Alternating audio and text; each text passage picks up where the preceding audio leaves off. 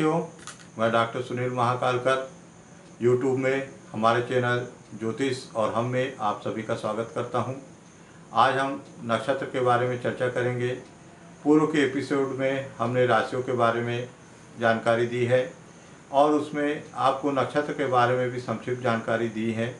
आज हम नक्षत्र और उसके महत्व के बारे में विस्तृत रूप से जानेंगे, क्योंकि बिना नक्षत्रों को जाने ज्योतिष का ज्ञान अधूरा रहेगा।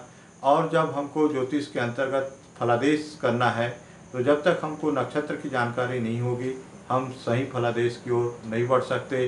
सही फलादेश जानने के लिए नक्षत्रों का ज्ञान होना बहुत ही आवश्यक है। हम अब भी देखेंगे कि किस प्रकार से नक्षत्र ज्योतिष में कितना महत्व रखते हैं। आइए नक्षत्र के बारे में हम जानते हैं। मैंने पूर्व में आपको बताया है कि सौर मंडल में तारों के समूह हैं और उन समूह को ही हम क्या कहते हैं, नक्षत्र कहते हैं। सौर मंडल में ऐसे समूह जो हैं 27 हैं और इन 27 समूहों को ही 27 नक्षत्र के रूप में जाना जाता है।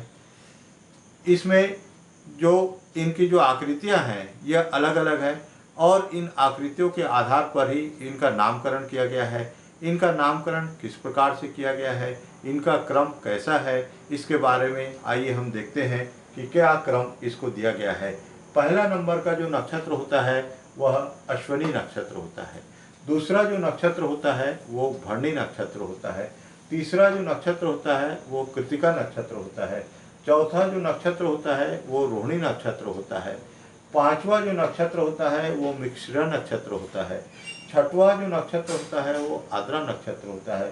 सातवां नक्षत्र पुनर्वसु नक्षत्र होता है। आठवां पुष्य नक्षत्र और नौवां आश्लेषा नक्षत्र होता है। इसी तरीके से जो 10वें नंबर में आएंगे तो 10वां नक्षत्र मघा नक्षत्र हुआ। 11वां पूर्व फाल्गुनी नक्षत्र, 12वां उत्तरा फाल्गुनी नक्षत्र, 13वां हस्त नक्षत्र, 14वां चित्रा नक्षत्र, 15वां स्वाति नक्षत्र और 16वां विशाखा नक्षत्र, 17वां अनुराधा नक्षत्र, 18वां ज्येष्ठा नक्षत्र, 19वां मूल नक्षत्र, 20वां पूर्वाषाढ़ा नक्षत्र, 21वां उत्तराषाढ़ा नक्षत्र, 22वां श्रावण नक्षत्र और 23वां घनिष्ठा। 24वां जो नक्षत्र है वो सदभिषा, 25वां नक्षत्र पूर्व भाद्रपदा, 26वां नक्षत्र जो है उत्तर भाद्रपदा और 27वां नक्षत्र रेवती। इस प्रकार से जो 27 नक्षत्र है सौर मंडल में, इन 27 नक्षत्रों को हमने सुविधा की दृष्टि से क्या किया, 9 के क्रम में 1 से 9, 10 से 18 और 19 से लेके 27 तक हमने क्या किया, सारणी बनाकर बांट दिया। अब इनके क्या है, स्वामी भी है और स्वामी जो है वो इस कॉलम में हमने क्या किया, उल्लेखित किया है। तो पहला आप देखेंगे अश्विनी, मघा और मूल, ये 3 नक्षत्रों के स्वामी कौन है, केतु। भरणी, पूर्व फाल्गुनी और उत्तराषाढ़ा, इसके स्वामी कौन है, शुक्र। कृतिका, उत्तरा फाल्गुनी, उत्तराषाढ़ा, ये 3 जो नक्षत्र है इसके स्वामी कौन है, सूर्य। रोहिणी, हस्त और श्रावण, ये 3 नक्षत्र है। इन 3 नक्षत्रों के स्वामी कौन है, चंद्र। मृगशिरा, चित्रा, घनिष्ठा, ये तीनों नक्षत्र के जो स्वामी हैं वो है मंगल। आद्रा, स्वाति, सदभिषा, ये तीनों नक्षत्र के स्वामी राहु। पुनर्वसु, विशाखा, पूर्व भाद्रपदा, ये 3 नक्षत्र, इनके स्वामी गुरु। पुष्य, अनुराधा, उत्तर भाद्रपदा, इनके नक्षत्र, इन तीनों नक्षत्रों के स्वामी कौन है, शनि। आश्लेषा, ज्येष्ठा, रेवती, ये 3 नक्षत्रों के जो स्वामी हैं वो बुध। इस प्रकार से इन जो 27 नक्षत्र हैं, इन 27 नक्षत्रों के स्वामी केतु, शुक्र, सूर्य, चंद्र, मंगल, राहु, गुरु, शनि और बुध। और एक ग्रह जो है, जो स्वामी है, इसके पास कितने नक्षत्र हैं, 3। हमने पूर्व में देखा कि एक राशि में कितने नक्षत्र हैं, 2.25 नक्षत्र हैं, क्योंकि राशियाँ कितनी है, 12 है। तो 12 राशियों में जब हम 27 नक्षत्रों को बांटते हैं तो एक राशि में कितने नक्षत्र आ रहे हैं, 2.25 नक्षत्र आ रहे हैं। और ग्रह कितने हैं हमारे पास, 9 हैं, और नक्षत्र कितने हैं हमारे पास, 27। तो एक जो ग्रह है, एक ग्रह में कितने नक्षत्र आ रहे हैं, 3 नक्षत्र आ रहे हैं। ठीक है। अब हमने ये जो कॉलम बनाया इसको सुविधा की दृष्टि से बनाया। ये क्रम आपको याद रखना है, केतु, शुक्र, सूर्य, चंद्र, मंगल, राहु, गुरु, शनि, बुध। ये क्रम जो ग्रहों के क्रम है उससे थोड़ा अलग है, लेकिन ये इस क्रम में रखने पर हम ये कह सकते हैं कि ये 3 जो नक्षत्र हैं इनके स्वामी केतु होंगे। अब इसमें हमने एक और चीज आपको बताएं सुविधा की दृष्टि से, कि जैसे अश्वनी किस नंबर पे है, 1, मघा 10 नंबर पे और मूल 19 नंबर पे।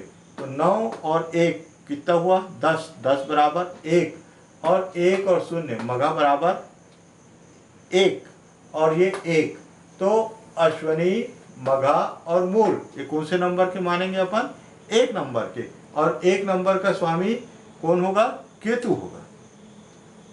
ये याद करने के लिए, आपको जानकारी के लिए बताए कि सरलीकरण हो गया, यहाँ पे इसको सरल कर दिया गया। अब उसी तरीके से भरणी को छोड़ के अपन कृतिका को लेते हैं। कृतिका 3 नंबर की है, उत्तरा फागुनी 12, 1 और 2 3, उत्तराषाढ़ा 2 और 1 3। तो ये इसका टोटल कितना आ रहा है, सबके क्रमांक का 3, और ये स्वामी जो है इसका तीसरे नंबर का कौन सा होगा, सूर्य। यदि कोई हमको पूछे कि उत्तरा फागुनी नक्षत्र का स्वामी कौन होगा, तो हमको याद करना पड़ेगा 12 नंबर में कितना हुआ, ये 3। तो तीसरा नंबर का जो स्वामी है कौन है, सूर्य है। तो हम फट से बता सकते हैं कि उत्तरा फागुनी जो नक्षत्र है उसका स्वामी ग्रह कौन है, सूर्य है। उसी तरीके से आद्रा, स्वाति और सदभिषा। तो आद्रा का क्या नंबर मिला, हमने 6 नंबर पे रखा है। स्वाति को 15 नंबर, 5 और 1 6। सदभिषा को 2 और 4 6।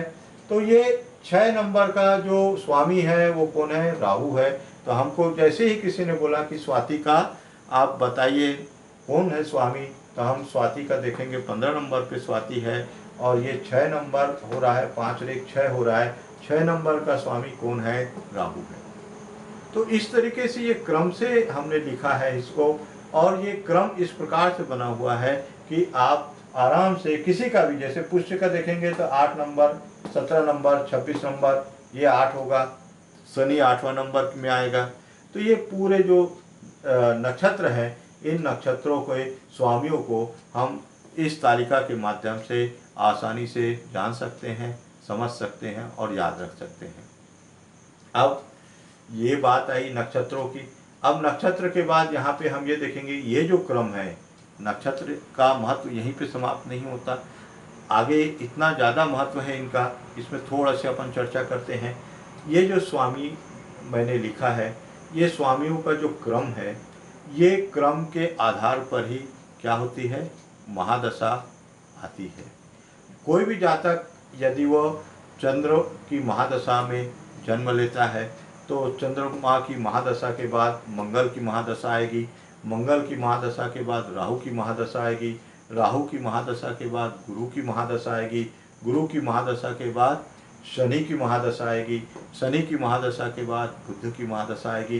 तो ये जो क्रम है यह महादशा का भी क्रम है। मान लो कोई व्यक्ति बुध की महादशा में जन्म लेता है तो बुध की महादशा में जन्म लेगा तो बुध की महादशा, उसके पश्चात ये सर्कल फिर चलेगा, केतु की महादशा, फिर शुक्र की महादशा, फिर सूर्य की महादशा। इस प्रकार से ये कंटिन्यूएशन में क्या होगा, यह चलेगा। तो ये जो नक्षत्रों का क्रम है, ये जो स्वामियों का जो क्रम है, यह किस आधार पर बना हुआ है, महादशा के आधार पर बना है। अब महादशा को भी जानने के लिए हमारा कौन मदद करेगा, नक्षत्र मदद करेंगे। मान लो किसी व्यक्ति का जन्मकालीन जो नक्षत्र है वो हस्त नक्षत्र में हुआ है, तो हस्त नक्षत्र में जब किसी व्यक्ति का जन्म होता है, कोई जातक हस्त नक्षत्र में जन्म लेता है, तो उसकी महादशानाथ कौन होगा?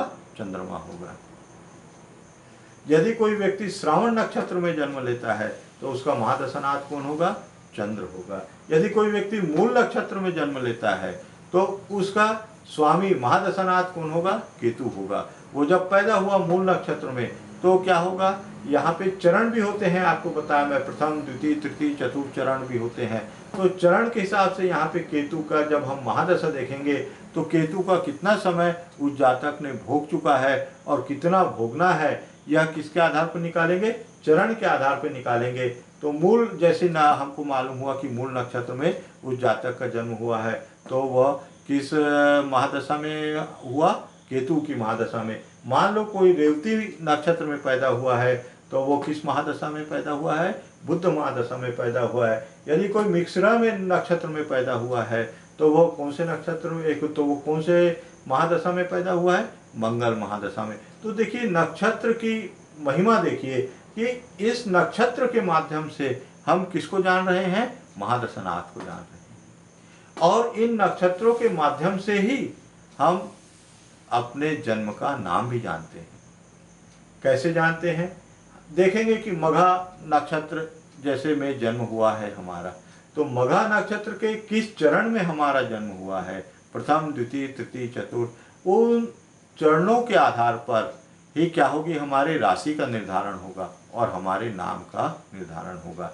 याद करिए, पूर्व के एपिसोड में मैंने आपको बताया है कि जो मेष राशि होगी, मेष राशि में अश्विनी के 4 नक्षत्र, भरणी के 4 नक्षत्र और कृतिका के 1 नक्षत्र, 1 चरण। तो अश्विनी के 4 चरण, भरणी के 4 चरण और कृतिका के 1 चरण।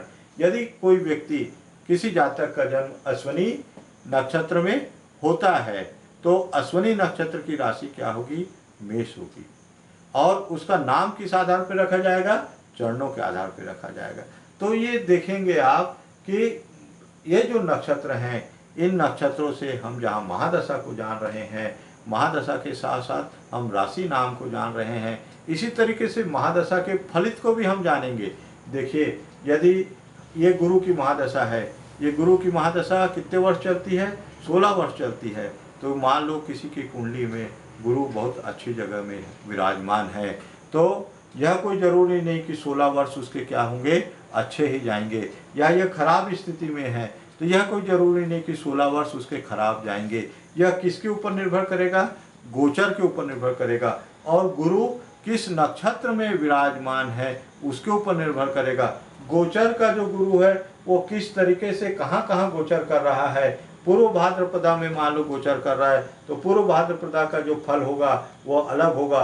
विशाखा में जब गोचर का वो गुरु चलेगा तो उसका फलादेश अलग होगा।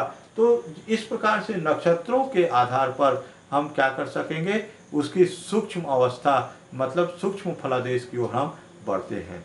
तो किसी भी चीज़ को जानने के लिए, फलादेश को अच्छे से जानने के लिए, सही फलादेश करने के लिए हमको नक्षत्र को का ज्ञान होना बहुत ही आवश्यक है। तो ये 27 नक्षत्र मैंने आज आपको बताया।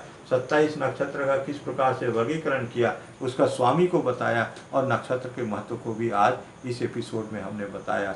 जैसे जैसे हम आगे बढ़ेंगे आपको नक्षत्रों के बारे में और जानकारी मैं देते रहूँगा। आज का एपिसोड हम यहीं पे समाप्त करते हैं। आशा है आपको ये एपिसोड पसंद आया होगा। आपको ये एपिसोड पसंद आता है तो इसे लाइक करिए, शेयर कीजिए, सब्सक्राइब कीजिए। धन्यवाद।